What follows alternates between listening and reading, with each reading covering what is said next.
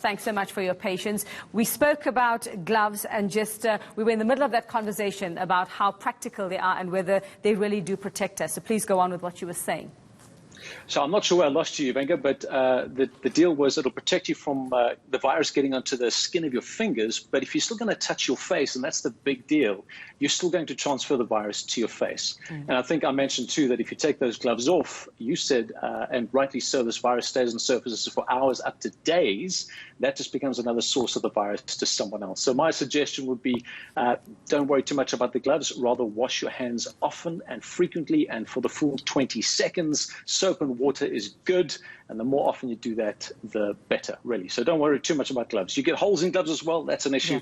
So my sense is just keep washing and keep washing regularly. And would you sort of give the same advice when it comes to face masks?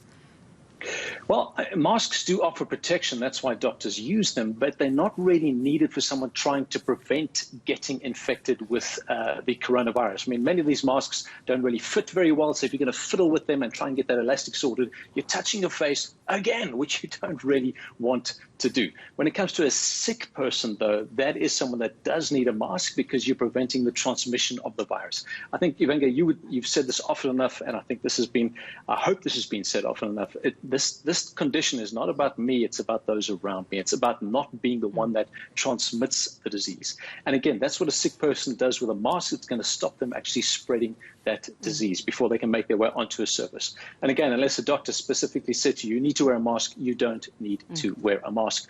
Rather, don't buy them. Rather, leave those for the medical personnel that really do need them. All right, so educate us about hand sanitizers now. I mean, these are flying off the shelves, if you can even find them. I mean, shelves are empty at the moment, people rushing to get them now. We've been told to use hand sanitizer with a particular alcohol content in it, or concentration. Now, are these safe to use on babies and little kids? So that's a great question. I think sanitizers are a really good thing to have around the house. I mean, they're designed to kill a lot of different germs, including the coronavirus. They also provide a great way, obviously, to keep your children's hands clean, especially if they haven't mastered the art of washing their hands for 20 seconds. What child has actually mastered that art? But because they're exactly on the run-of-the-mill natural products, what you're getting is, or the risk that you're getting with children is that they get to taste these sanitizers with their high alcohol content, and that's not necessarily great. But the issue here is they can clean your kids' hands, and if they just stay as a surface cleanser, it's fine. It's no problem. So what about the other surface cleansers that we are using in our homes, in our offices, and places like the gyms as well? Are they safe? Are they effective enough to kill anything that might pose a danger? And just be warned, some people might like to use this as an excuse not to go to gym.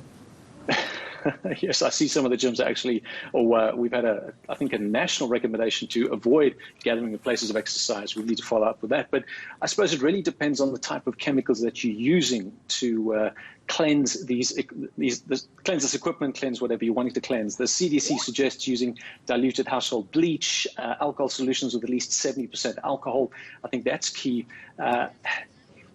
They should be effective. I think when we are exposed to these already, and to date there have been no health issues related, so they're already in our household products. I don't think there really is a problem with these products. I think if you suffer from any respiratory problems, if you have an asthmatic in your home, I think be particularly careful that you don't use especially strong chemicals. If you're going to use them, leave the room. Don't let that trigger any unnecessarily asthmatic reactions. Well, Doc, we don't know how long we're going to have to take these measures. So what about long-term exposure to these chemicals, including sanitizers as well?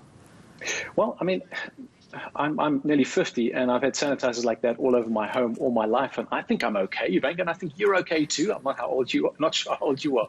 So I think the average household product, as I mentioned, 70% alcohol, general, bleach, that's fine. Long-term exposure, not a huge issue. If you're going to go to 85 and 90% alcohol content or stronger chemicals to kill this virus, I think it might be an overkill, no pun intended, and we don't know what the long-term effects of those particular chemicals are. So I would just, as I said right in the beginning, keep it out to soap, water, regular hand washing, regular good hygiene, and you should be fine. Well, what about going out to restaurants and things, Doc? I mean, a lot of people, and it may sound like a silly question, but they're wondering, what if restaurants aren't washing their crockery and cutlery properly? How do we know? Do we take our own stuff? Do we request that they bring us a jug of boiling water that we can wash these things in? What are the precautions we must take? Obviously it would be avoid them for now, but life goes on for some people.